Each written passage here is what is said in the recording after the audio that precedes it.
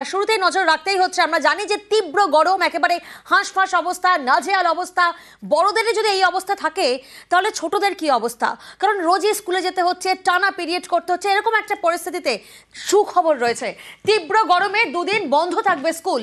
কাল এবং পরশু সমতলের সব সরকারি স্কুল ছুটি দেওয়া হয়েছে, এমনটাই ঘোষণা করা হয়েছে। আরও একবার আমাদের দর্শকদেরকে জানাবো, তীব্র গরমে দুদিন বন্ধ থাকবে স্কুল। কাল এবং পরশু সমতলের সব সরকারি স্কুলে ছুটির নির্দেশিকা সামনে এসেছে। প্রতিনিধি সোমরাজ এই মুহূর্তে আমাদের সঙ্গে রয়েছেন। সোমরাজ, সরকারি স্কুলগুলি তো ছুটি দিচ্ছে, বেসরকারি স্কুলগুলোর অবস্থান কি হবে এবং এই নির্দেশিকায় কি জানানো হচ্ছে? বেসরকারি স্কুলগুলিকে রাজ্যের তরফে আবেদন জানানো হবে তারাও যাতে অত্যাধিক গরমের এবং তাপপ্রবাহের কথা মাথায় রেখে সমতল এলাকায় যে প্রাথমিক স্কুল, উচ্চ প্রাথমিক স্কুল, মাধ্যমিক স্কুল বা উচ্চ মাধ্যমিক স্কুল, সেই স্কুলগুলিতেও যাতে আগামী কাল ও পরশু ছুটি ঘোষণা করা হয়। তার কারণ কাল ও পরশু পশ্চিমাঞ্চলের জেলাগুলিতে এবং দক্ষিণবঙ্গের কয়েকটি জেলায় তাপপ্রবাহের পরিস্থিতি এবং তাপমাত্রা আরো বাড়ার সম্ভাবনা রয়েছে, এমনই আবহাওয়া দপ্তরের তরফে রাজ্যকেও জানানো হয়েছে। সেটাকে মাথায় রেখেই কাল ও পরশু রাজ্য জুড়ে সব সরকারি এবং সরকারি পোষিত, অর্থাৎ সরকারের অধীনস্থ প্রাথমিক, উচ্চ প্রাথমিক, মাধ্যমিক ও উচ্চ মাধ্যমিক এই 4 পর্যায়ে স্কুল বন্ধ রাখার সিদ্ধান্ত নেওয়া হয়েছে এবং তারপরে অবশ্যই পরের সপ্তাহ থেকে স্কুল চালু থাকবে। কিন্তু কাল এবং পরশু যেহেতু অত্যাধিক গরম ও তাপপ্রবাহের পরিস্থিতি থাকবে, তাই তাকে মাথায় রেখে এই সিদ্ধান্ত নেওয়া হয়েছে রাজ্য সরকারের তরফে। রাজ্যের এই সিদ্ধান্ত ইতিমধ্যে শিক্ষামন্ত্রী ব্রাত্য বসু স্পষ্ট করে দিয়েছেন। অন্যদিকে রাজ্যের প্রাথমিক শিক্ষা পর্ষদের তরফেও চিঠি দেওয়া হয়েছিল যাতে প্রাথমিক স্কুলের পড়ুয়াদের আপাতত কয়েকদিন স্কুলের সময়সীমা সকালে করা হোক, কারণ একাধিক জেলায় যেহেতু অত্যাধিক গরম, দুপুরে স্কুল করতে সমস্যা হচ্ছে প্রাথমিক স্কুলের পড়ুয়াদের। তুমি জানো যে প্রাক প্রাথমিক থেকে ক্লাস 4 পর্যন্ত বাচ্চারা এই প্রাথমিক স্কুলগুলিতে পড়তে আসেন, মিড ডে মিল খেতে আসেন। সেক্ষেত্রে দুপুরে একাধিক স্কুল যে প্রাথমিক স্কুল পরিচালিত হয়, সেক্ষেত্রে তাদের সমস্যা হচ্ছিল এবং সেই সিদ্ধান্ত প্রাথমিক স্কুলগুলিও আগামী সপ্তাহ থেকে সকালে পরিচালিত হবে নাকি, সেই সিদ্ধান্ত রাজ্যের তরফে আজকে জানিয়ে দেওয়া হবে বলেই জানা যাচ্ছে। বেশ, ধন্যবাদ সোমরাজ। চরম গরম, একেবারে হাঁসফাঁস পরিস্থিতি দক্ষিণবঙ্গে। দক্ষিণের বেশিরভাগ জেলায় তীব্র গরম, উপকূলের জেলায় আর্দ্রতাজনিত অস্বস্তি থেকেই যাচ্ছে। পশ্চিমের জেলায় শুষ্ক আবহাওয়া থাকবে। চরম গরমে একেবারে নাজেহাল পরিস্থিতি, হাঁসফাঁস অবস্থা। দক্ষিণবঙ্গের বেশিরভাগ জেলায় আমরা দেখছি তীব্র গরম এবং আমরা দেখেছি বেশ দুদিন ধরে, কিছুদিন আগেই, যে পাখা চালাতে হচ্ছে পাহাড়ে। অর্থাৎ কতটা গরম, কতটা নাজেহাল রয়েছেন। ওয়েদার আপডেট কি বলছে আমাদের প্রতিনিধি বিশ্বজিৎ এই মুহূর্তে আমাদের সঙ্গে রয়েছেন। সরাসরি বিশ্বজিতের কাছে যাব। বিশ্বজিৎ, অস্বস্তি, নাজেহাল পরিস্থিতি, একেবারে হাঁসফাঁস অবস্থা রাজ্যবাসীর, সেক্ষেত্রে এই ওয়েদার আর কতদিন থাকবে? কোনো স্বস্তির খবর আছে তোমার কাছে?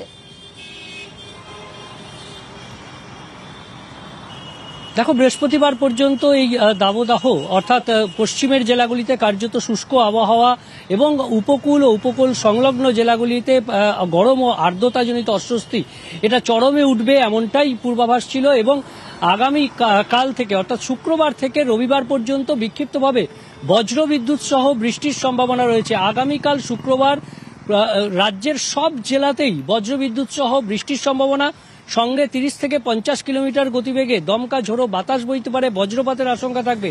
অর্থাৎ আগামীকাল সব জেলাতেই বজ্রবিদ্যুৎ সহ বৃষ্টির সম্ভাবনার কথা জানাচ্ছে আলিপুর আবহাওয়া দপ্তর। তবে আগামীকাল শুধু নয়, শুক্রবার থেকে একেবারে রবিবার পর্যন্ত বিক্ষিপ্তভাবে এই বজ্রবিদ্যুৎ সহ বৃষ্টি দক্ষিণবঙ্গের ক্ষেত্রে, দক্ষিণবঙ্গের সব জেলাতেই এই বজ্রবিদ্যুৎ সহ হালকা থেকে মাঝারি বৃষ্টি হবে। তবে আজও বেশ কিছু জেলাতে কার্যত দাবদাহের পরিস্থিতি, গরম এবং অস্বস্তি চরমে উঠবে। অর্থাৎ একেবারে বিশ্বজিৎ, তুমি আমাদের সঙ্গে থাকো। আমরা একটু উত্তরবঙ্গের দিকেও নজর রাখি, কারণ উত্তরবঙ্গে একদিকে দক্ষিণবঙ্গ যখন একেবারে ঘেমে নিয়ে একসা, তখন উত্তরবঙ্গে আজ কিন্তু ঝড় বৃষ্টি। উত্তরবঙ্গের সব জেলাতেই বৃষ্টির পূর্বাভাস রয়েছে। দার্জিলিং, জলপাইগুড়িতে ভারী বৃষ্টির পূর্বাভাস রয়েছে। বিশ্বজিৎ, দক্ষিণবঙ্গের ওয়েদার আপডেট আমরা তোমার মাধ্যমে জানতে পারলাম, উত্তরবঙ্গের আপডেটটা কি? উত্তরবঙ্গে গতকাল থেকেই বিক্ষিপ্তভাবে বজ্রবিদ্যুৎ সহ যে বৃষ্টি, সেই বৃষ্টি শুরু হয়েছিল, যেটা আজ দক্ষিণবঙ্গে হওয়ার কথা। এবং এই যে উত্তরবঙ্গের বিক্ষিপ্ত বৃষ্টি, সেটা আজও ওপরের দিকের যে 5 জেলা অর্থাৎ দার্জিলিং, কালিম্পং, আলিপুরদুয়ার, কোচবিহার, জলপাইগুড়িতে চলবে। আগামীকাল সব জেলাতেই উত্তরবঙ্গে অর্থাৎ উত্তরবঙ্গে যে 8 জেলা, 8 জেলাতেই বজ্রবিদ্যুৎ সহ বৃষ্টির সম্ভাবনা যেমন থাকবে, তেমনি আগামীকাল ভারী বৃষ্টির সম্ভাবনা থাকবে দার্জিলিং এবং জলপাইগুড়ি জেলাতে। দার্জিলিং এবং জলপাইগুড়ি জেলা ছাড়াও বাকি জেলাগুলিতেও শনি এবং রবিবার অর্থাৎ ওপরের দিকের যে 5 জেলা দার্জিলিং, কালিম্পং, জলপাইগুড়ি, আলিপুরদুয়ার, কোচবিহার, এই 5 জেলাতেই বজ্রবিদ্যুৎ সহ বৃষ্টির সঙ্গে সঙ্গে ভারী বৃষ্টি, বিক্ষিপ্তভাবে ভারী বৃষ্টির সম্ভাবনা। উইকেন্ডে তাপমাত্রাও কমতে পারে দার্জিলিং সহ উত্তরবঙ্গের জেলাগুলিতে, এমনই পূর্বাভাস আলিপুর আবহাওয়া দপ্তরের। বেশ,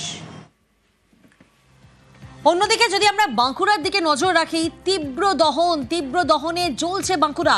গতকাল জেলায় সর্বোচ্চ তাপমাত্রা ছিল 38 ডিগ্রি সেলসিয়াস। আর্দ্রতাজনিত অস্বস্তি একেবারে চরমে, চড়া রোদ, আর এই চড়া রোদে ঘেমে নিয়ে একসা পরিস্থিতি। বৃষ্টির অপেক্ষায় বাঁকুড়াবাসী। প্রতিনিধি দেবব্রত এই মুহূর্তে আমাদের সঙ্গে রয়েছেন, সরাসরি দেবব্রতর কাছে যাব। দেবব্রত, বাঁকুড়াবাসী কিভাবে এই পরিস্থিতিকে মোকাবিলা করছে? একদমই দেখো নাজেহাল পরিস্থিতি, কারণ তীব্র গরম, সকাল থেকেই চড়া রোদ, নাজেহাল পরিস্থিতি রীতিমতো জেলা জুড়ে।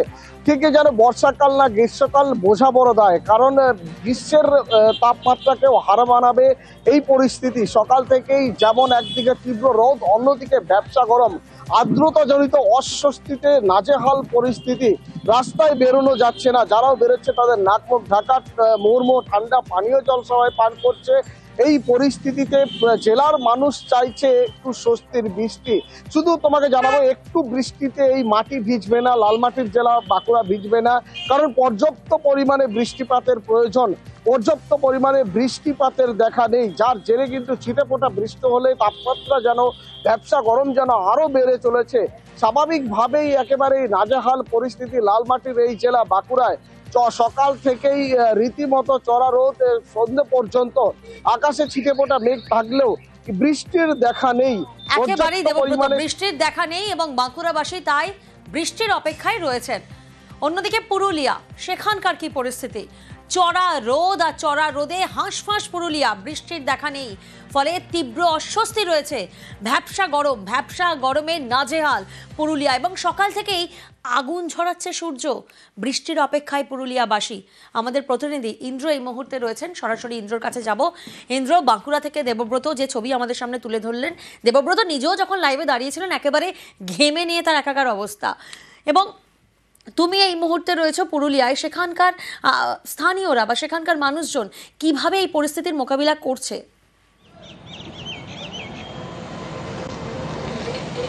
দেখো প্রিয়াঙ্কা, বাঁকুড়া বা পুরুলিয়ার ছবিটা প্রায় একই রকম। দেবব্রত ঠিক যেমন বলল, পুরুলিয়ার ক্ষেত্র ঠিক একই রকম অবস্থা।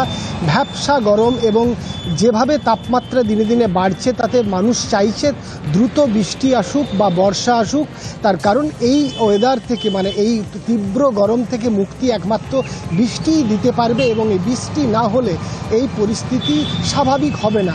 ফলে সকাল থেকে আমরা যে ছবি দেখছি, একেবারেই গরমে মানুষ অস্বস্তিকর একটা গরম রয়েছে, এবং আর্দ্রতাজনিত এই অস্বস্তিকর গরমে মানুষ অসুস্থ হয়ে পড়ছে। তাই সকালের দিকে মানুষ কাজকর্ম সেরে বাড়িতে থাকতে পছন্দ করছে, খুব প্রয়োজন ছাড়া বাইরে বেরোচ্ছে না।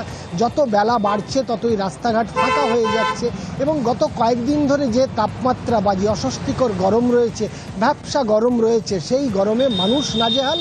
মানুষ প্রিয়াঙ্কা চাইছে যে বৃষ্টি হোক এবং বর্ষা। একেবারে বাঁকুড়া হোক বা পুরুলিয়া, দিকে দিকে মানুষজনের একই চাহিদা যে একটু বৃষ্টির দেখা পাওয়া যাক। অন্যদিকে সমুদ্র সৈকতের কি ছবি? সমুদ্র সৈকতের ছবিটাও, এটা এখন যেমন আপনারা পুরুলিয়ার ছবি দেখছেন, তবে সমুদ্র সৈকতের ছবি দেখুন। তীব্র গরমের পর স্বস্তির বৃষ্টি।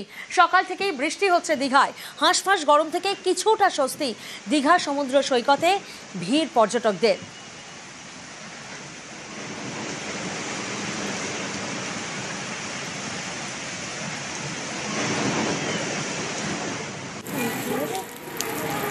আর এবার শুধু জায়গার নামটা বদলেছে, অর্থাৎ আলিপুরদুয়ার। দীঘাতে যেমন দেখলেন স্বস্তির বৃষ্টি, এবার আলিপুরদুয়ারেও অসহ্য গরমের পর বৃষ্টি আলিপুরদুয়ারে।